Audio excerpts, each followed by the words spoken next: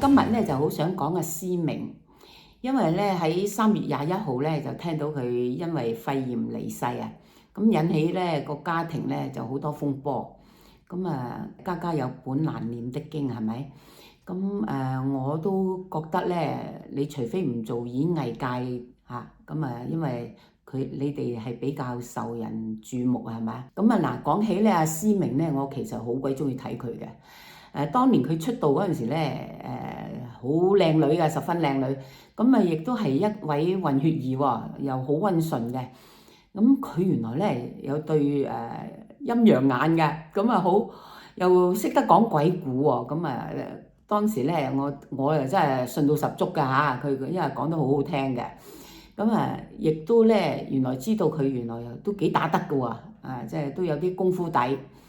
可能嗰陣時咧，佢就嫁咗俾阿李家鼎啊，因為咧佢可能當時咧就會識得欣賞佢係鐵漢柔情啊，有啲保護力啦，又可能咧就呢啲人咧，如果有保護力，但係咧就係屬於硬漢子啊，唔會氹人噶。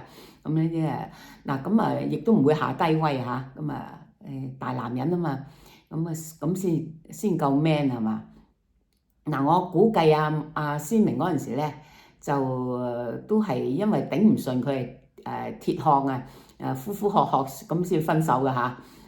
我咁諗嘅嚇，因為咧我嗰陣時咧就成日都睇到啲片咧，見到佢教私房菜嗰陣時咧，就笑到我死啊！因為有時嗰啲演員咧，你知啦，唔啱佢講嘅嘢咧，佢已經眼碌碌咁樣去望住對方，想忽佢噶啦，係嘛？不過又未鬧出口啊，因為咧你係拍緊片噶嘛，係咪？呢啲咪就係真性情咯。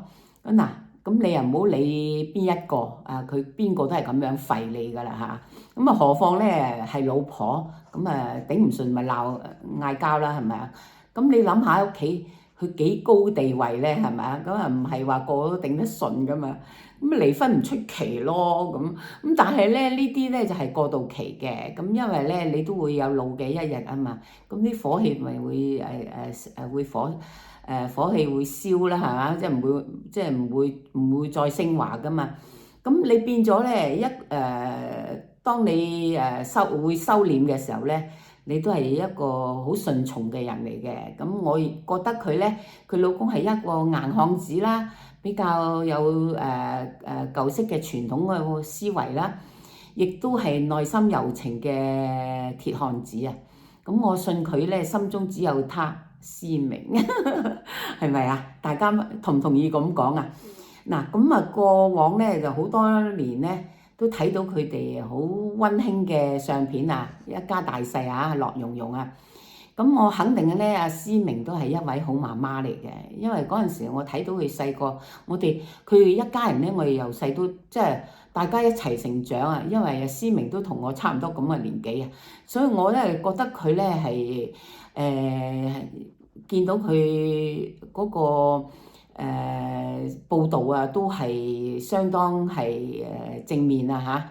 兩個兒子咧都好細個嗰陣時都好相親相愛啊，見到好乖嘅，因為出入啲片場噶嘛佢哋。打死不離親兄弟啊！大家要即係都要諗下，應該要大家互相包容啊，因為得你兩兄弟咋嚇。走下就冇晒啲人噶啦。尚有你而家爸爸仲差唔多就嚟80啦，要好好珍惜噶咯喎。呢啲咧因為點解會搞到今時今日咁樣咧？就係大家嗰個生活上咧有啲意見有啲分歧。其實都係好小事啊，最緊要就懂得釋放。每個家庭咧其實都會發生呢啲咁嘅事嘅。我就覺得咧當我睇咗呢啲咁嘅新聞咧，原來呢即係家家都會有拗撬嘅。令到咧即係大家不和。其實咧我就覺得咧，當人世咧過世之後咧，乜嘢恩怨都冇噶啦嚇，會了結啊。做媽媽咧就唔好怪，即係唔會怪子女㗎嚇，全部都係大家因為性格同埋生活咧各不同啊，個節奏唔同啊。咁啊，最後咧祝福咧我哋呢個年紀咧，千祈就唔好跌親喎，係好大件事㗎。再加上咧你肺炎咧就會變咗神仙難救啊！咁大家就要珍惜眼前人啦，錢財身外物嚇咁啊嗱，我好記得瓊瑤姐姐過身嗰陣時咧，佢就話有一句説話就係、不帶走一片雲彩，大家都要即係明白呢個道理咯喎。拜拜。